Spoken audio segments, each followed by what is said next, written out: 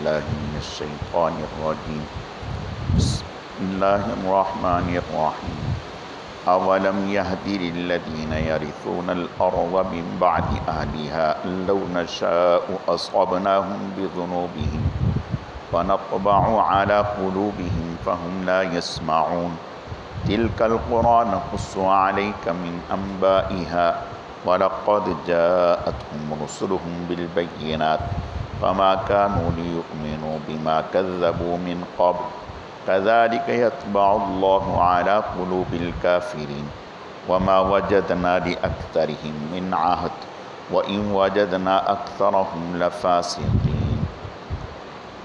کیا نہیں ظاہر ہوا ان لوگوں کے لیے جو زمین کے وارث بنے ان کی ہلاکت کے بعد، اگر ہم چاہتے تو ہم انہیں پکڑ لیتے ان کے گناہوں کے سبب، ہم نے مہر لگا دی ان کے دلوں پر، وہ سنتے نہیں۔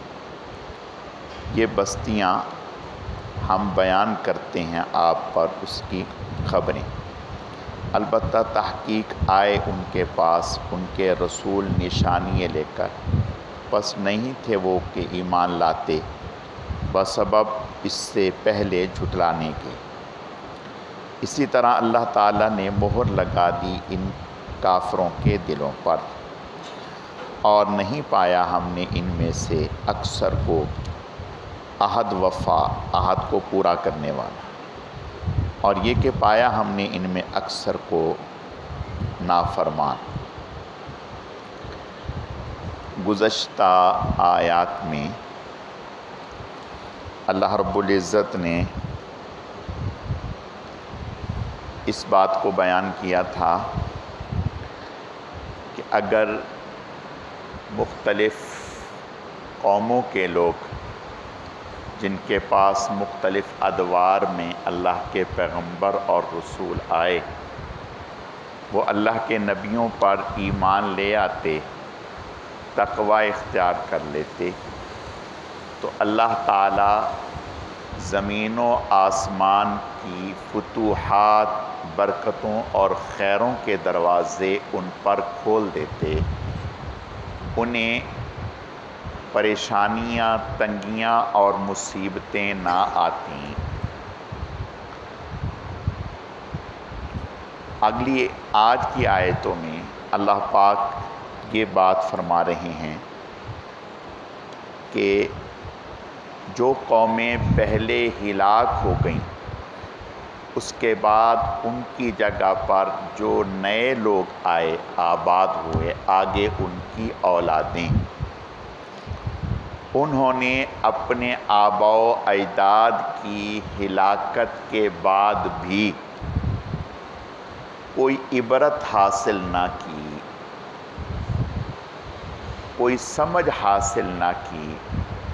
ورنہ انسان ہے کہ اگر ایک جگہ، ایک راستے سے اس کو نقصان پہنچتا ہے تو وہ راستہ بدل لیتا ہے،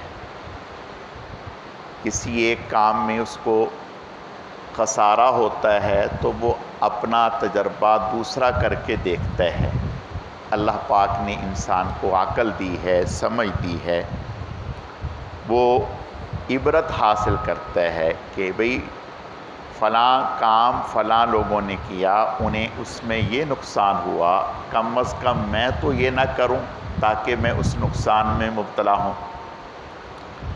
تو اللہ فرماتے ہیں کہ پہلی قومیں، پہلی امتیں جو ہلاک ہوئیں، قوم عاد، قوم سمود، نوح علیہ السلام کی قوم، قوم شعیب، قوم صالح، یہ جو قومیں، قوم لوط، یہ جو قومیں ہلاک ہوئیں، پھر ان کی جگہ پر آگے ان کی نسلیں آئیں، تو ان نسلوں کو تو عبرت حاصل کرنی تھی کہ ان بدعمالیوں کی پاداش میں ہمارے بڑے صفحہ ہستی سے مٹ گئے، نشان عبرت بن گئے، لہٰذا ہم اس چیز کو اختیار نہ کریں۔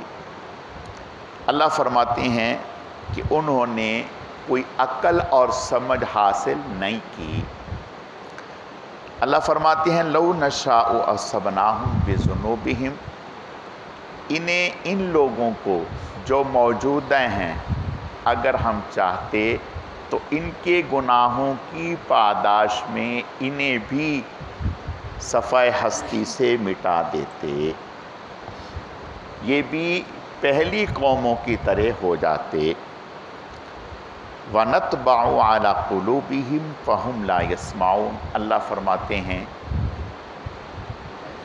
کہ ہم پھر ایسے لوگوں کے دلوں پر مہر لگا دیتے ہیں۔ مہر لگنے کا معنی اب خیر کی بات ان میں داخل نہیں ہو سکتی۔ حدیث شریف میں آتا ہے، آپ صلی اللہ علیہ وسلم کا ارشاد ہے، فرمایا جب کوئی انسان گناہ کرتا ہے، اللہ تعالیٰ کی نافرمانی کرتا ہے، تو اللہ تعالیٰ اس کے دل پر ایک سیاہ نقطہ لگا دیتے ہیں۔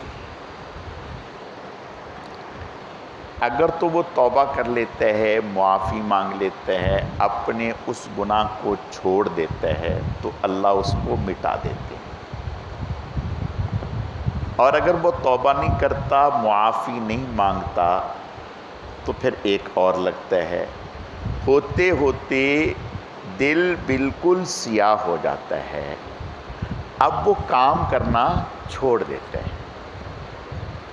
آپ اس کی مثال سمجھیں کہ ہمارا چشمہ ہے، اس چشمے پر کبھی تیز اے سی کے سامنے بیٹھیں تو دھند آ جاتی ہے، دھند آ جاتی ہے، حالانکہ وہ بلیک کلر نہیں، دھند ہی ہے، تو اس دھند کی وجہ سے ہمیں سامنے سے نظر آنا بند ہو جاتا ہے، دکھائی نہیں دیتا، اور اگر سیاہی لگ جائے تو پھر تو بالکل ہی دکھائی نہیں دے گا۔ تو اللہ فرماتے ہیں کہ بالکل اسی طرح سے کلا بل ران علی قلوبہم ما کانوا یکسبون، ہرگز نہیں ان کے دلوں پر ان کی بداعمالیوں کے سبب زنگ لگ گیا، اور ایسا زنگ کہ اب وہ کام کرنا چھوڑ گیا۔ دیکھیں ہم اس کی مثالیں روز مرہ دیکھتے ہیں کہ ہم سوئچ لگاتے ہیں تو لائٹ آگے جاتی نہیں، بھئی کیا ہو گیا؟ کہتے ہیں کہ بھئی زنگ آ گیا، زنگ لگ گیا، پھر اس کو رگڑتے ہیں تو پھر کرنٹ پاس ہوتا ہے، پھر کرنٹ پاس ہوتا ہے، ورنہ کرنٹ پاس نہیں ہوتا۔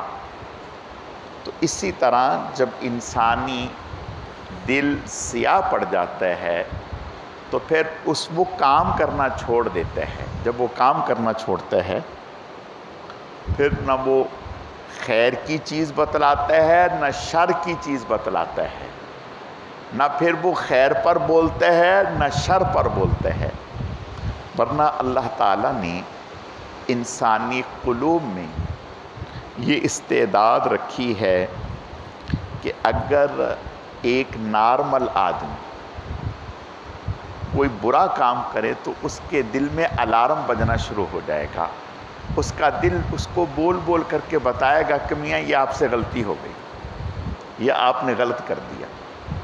مثلا آپ نے کسی کا حق دبا لیا، کسی کو گالی دے دی، کسی کے ساتھ کوئی اور چیز زیادتی کر لی، کسی کی کوئی چیز چھپا لی، کس کو حساب کتاب میں ہیرا پھیری کر دی، تو تھوڑی دیر کے بعد آپ کا دل الارم بجنا شروع ہو جائے گا کہ یہ غلط ہو گیا۔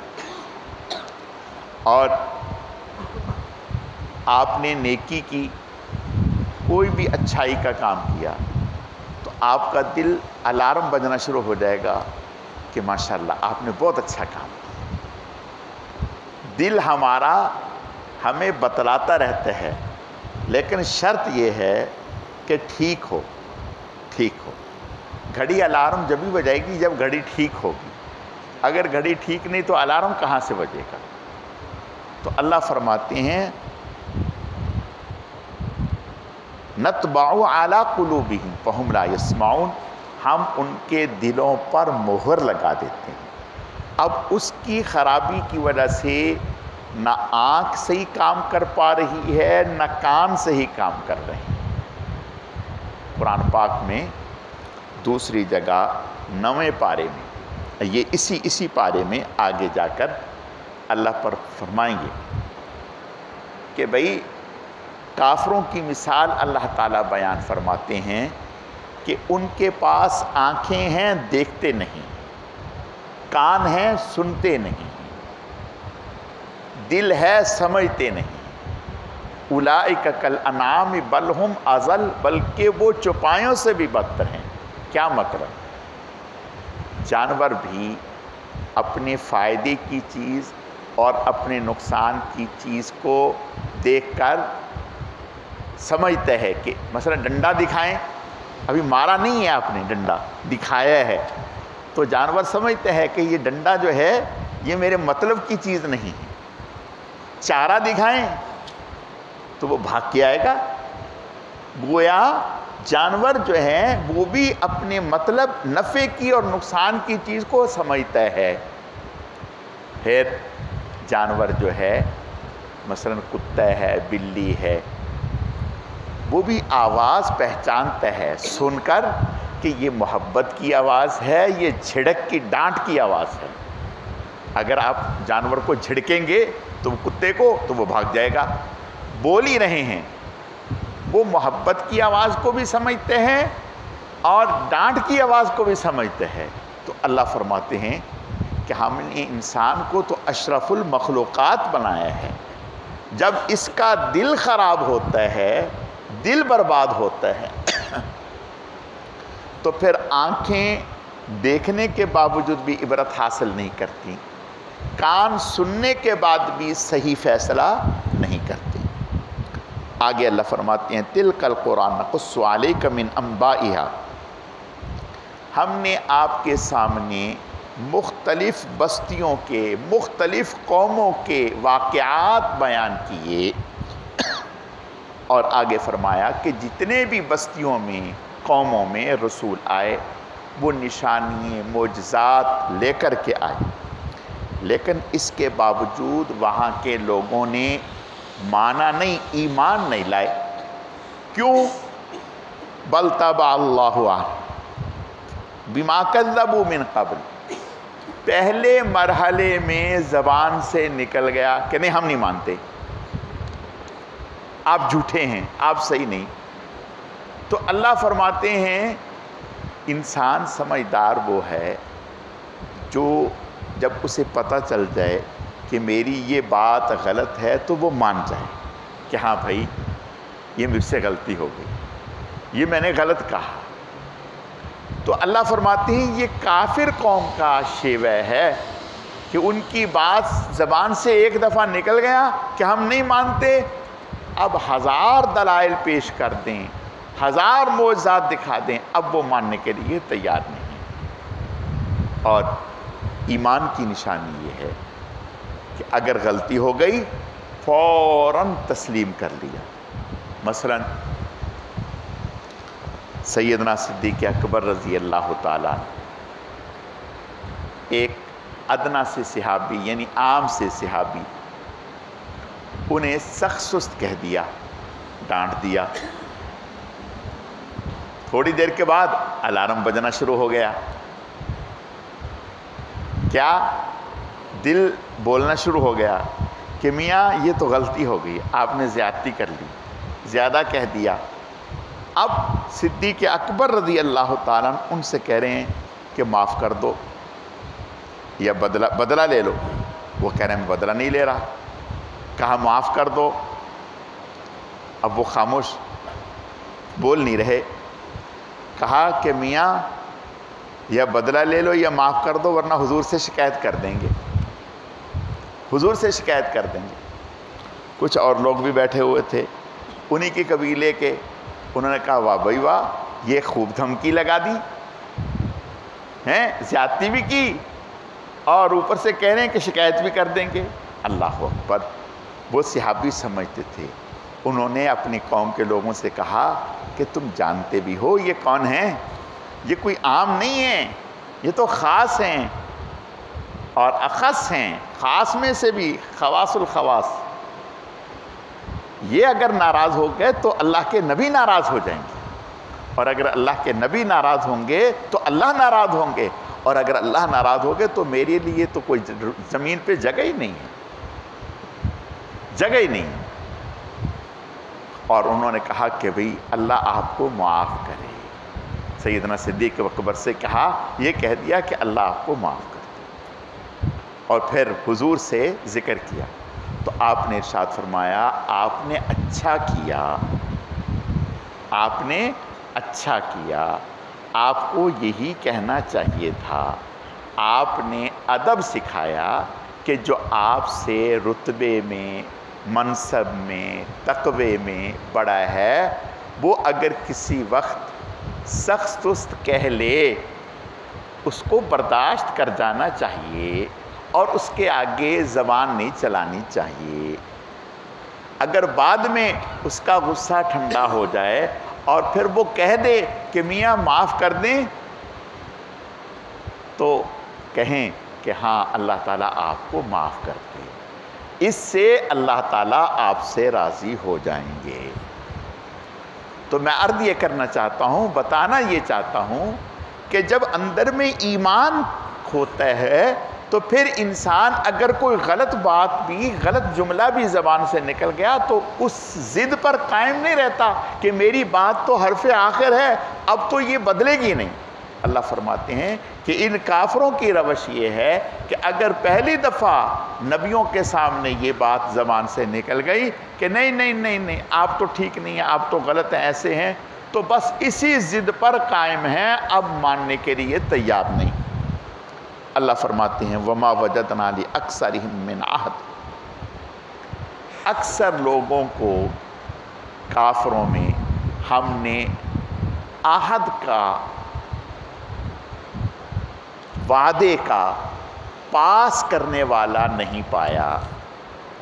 دیکھیں جتنے بھی انسان روئے زمین پر آئے، عالم ارواح میں اللہ نے سب سے وعدہ لیا، الست بربکم، کیا میں تمہارا رب نہیں ہوں؟ سب نے کہا قالوا بلا، کیوں نہیں؟ اب یہ جو وعدہ وہاں کیا تھا، اس وعدے کی یاد دہانی کے لیے اللہ نے نبیوں کو بھیجا، پیغمبروں کو بھیجا، رسولوں کو بھیجا۔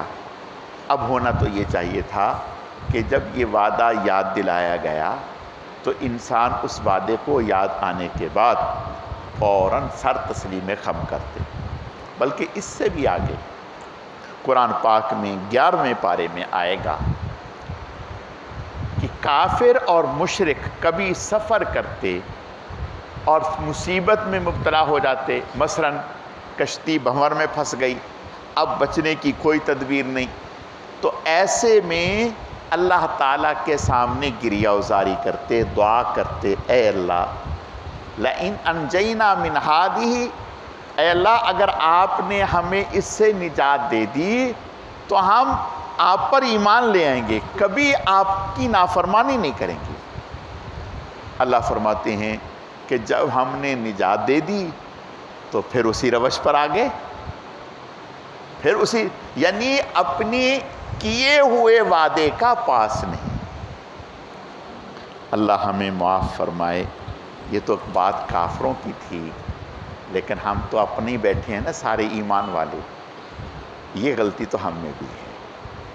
مثلاً آپریشن ہو گیا اور آپریشن بھی بچنے کی امید نہیں، ٹھیک ہے، تو اس وقت کیا کہ اے اللہ بس یہ ایک چانس اور دے دے، ایک موقع اور دے دے، بس پھر تو میں سارے کام وہ کروں گا جو آپ چاہیں گے، ایک چانس دے دیں مجھے یا اللہ، اے اللہ ایک چانس دے دے، پھر تو سارے کام وہ کروں گا جو آپ چاہیں گے۔ اور خیر سے جب چانس مل جاتا ہے، ٹھیک ہو جاتا ہے، ہٹا کٹا صحت مند، اب کہاں مسجد، کہاں نماز، کہاں اللہ کے حکم، پھر بھول گیا۔ تو یہ بدعہدی، عہد کا پاس نہ کرنا، یہ تو ہماری کمزوری ہے، اللہ ہمیں معاف فرمائے۔ جو ایمان والے جب انہوں نے عہد کر لیا، بس پھر اس عہد پر ایسے پکے اللہ اکبر. ایک صحابی حضور کے پاس آئے، یا رسول اللہ زنا کی اجازت ہے، زنا کی اجازت ہے. آپ نے پاس بٹھایا، آپ نے فرمایا کیا کہہ رہے ہیں یا رسول اللہ؟ یہ بدکاری کی. آپ نے فرمایا اچھا یہ بتاؤ کہ اگر اس طرح کی اجازت کوئی آپ کی بہن کے حوالے سے مانگے، یا رسول اللہ میں تو تلوار کھینچ کے اس کی گردن اڑا دوں گا. فرمایا اگر اس طرح کی اجازت کوئی آپ کی والدہ کے بارے میں، یا رسول اللہ میں تو اس کو ایک لمحے میں ختم کر دوں گا. آپ نے فرمایا دیکھو بھائی، جن کے بارے میں تم یہ نیت رکھتے ہو وہ بھی تو کسی کی بہن ہے، وہ بھی تو کسی کی بیٹی ہے، اس کی غیرت کہاں پہنچے گی؟ پھر آپ نے ان کے سینے پہ ہاتھ پھیرا، یہ ہاتھ، اور کہا اے اللہ میرے اس صحابی کے سینے کو اس گندگی سے پاک کر دے. یہ حضور کا معجزہ. وہ صحابی فرماتے ہیں پوری زندگی پھر مجھے کبھی اس کا خیال بھی نہیں آیا، خیال بھی نہیں. اور مختلف صحابہ اکرام حضور سے جو وعدے کیے پھر پوری زندگی نبھا دیے. دیکھو بھائی، ہم سب نے ہی وعدہ کیا. کب؟ جب ہم نے کلمہ پڑھا، لا الہ الا اللہ محمد الرسول اللہ. دیکھو، آپ اگر کسی ملک میں انٹری چاہتے ہیں، کسی ملک کا ویزا چاہتے ہیں، تو اپنی مرضی سے چاہتے ہیں کہ بھئی ہمیں آپ اپنے ملک کا ویزا دے دیں. اگر انہوں نے ویزا دے دیا تو قانون یہ ہے کہ جب آپ ان کے ملک میں انٹر ہوں گے تو وہاں کے قوانین کی پابندی آپ پر کرنی لازم ہوگی. ایسا نہیں ہے کہ ہم انٹر تو ہوں گے لیکن مرضی اپنی چلائیں گے، نہیں، ایسا نہیں. اگر ایسا کریں گے تو قانون حرکت میں آئے گا، گرفت ہوگی. بالکل اسی طرح سے جب ہم کلمہ پڑھ کے اسلام میں انٹر ہو گئے، داخل ہو گئے، تو اب کیا؟ اب ہماری مرضی ختم، اسلام کی مرضی شروع ہو گئی. اب اسلام کی، اب ہم اپنا آپ بیچ چکے، اپنا آپ بھی بیچ چکے، اپنا مال بھی بیچ چکے. کس کے ہاتھ میں؟ اللہ کے ہاتھ میں. ان اللہ اشترى من المؤمنین انفسهم واموالهم بان لهم الجنہ. اللہ نے ایمان والوں سے ان کی جانوں کو اور ان کے مالوں کو خرید لیا جنت کے بدلے. اور بھئی ہمارا تو کچھ ہے ہی نہیں، مرضی ہمارا تو کچھ ہے ہی نہیں، یہ تو اس کا احسان ہے. یہ تو ہم سب اور ہمارا مال یہ اس کا خریدا ہوا ہے. اس نے پھر بھی ہمیں اجازت دے رکھی ہے کہ بھئی تمہیں استعمال کی اجازت ہے. تو بھائی استعمال کی اجازت ہے تو جس کی چیز ہے اس کی منشا کے مطابق استعمال کریں. مثال کے طور پہ کسی نے اگر احسان کیا، ہم نے گاڑی مانگی، میاں ذرا کام ہے، فلاں جگہ جانا ہے، گاڑی چاہیے، تو گاڑی ہماری نہیں ہے، کسی کی ہے. جب کسی کی گاڑی ہے تو ویسے چلائیں جیسے وہ چاہتا ہے. کیا مطلب؟ وہ چاہتا ہے یار طریقے سے، سلیقے سے، تمیز سے چلائیں، کھڈوں سے، جمپ سے، طریقے سے. ایسا نہ ہو کہ جب واپس لے کے آئیں تو 5,000 کا کام نکل آئے.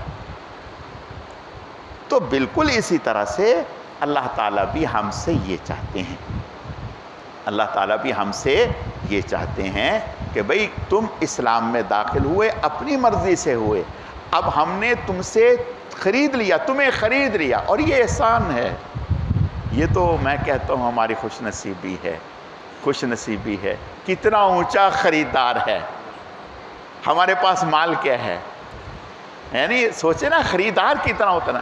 بھئی اگر کوئی بادشاہ آ جائے اور وہ کسی عام سے آدمی کو کہے، کسی ٹھیلے پہ کھڑا ہو جائے اور کہے گا میاں بادشاہ، بادشاہ، گورنر آ جائے، وزیر آ جائے، بادشاہ آ جائے، کسی آم سے ٹھیلے پہ کھڑا ہو جائے اور کہے کہ یار 1 کلو آم دے دو، وہ ٹھیلے کے تو پاؤں تلے سے اس کو زمین ہی نکل جائے گی، وہ کہے گا میں اور یہ بادشاہ میرے ٹھیلے پہ آ گیا، ارے صاحب یہی میرے لیے بڑی عزت کی بات ہے کہ آپ نے گاڑی میرے ٹھیلے کے پاس روک لی، یہ سارا ٹھیلا آپ کا ہے۔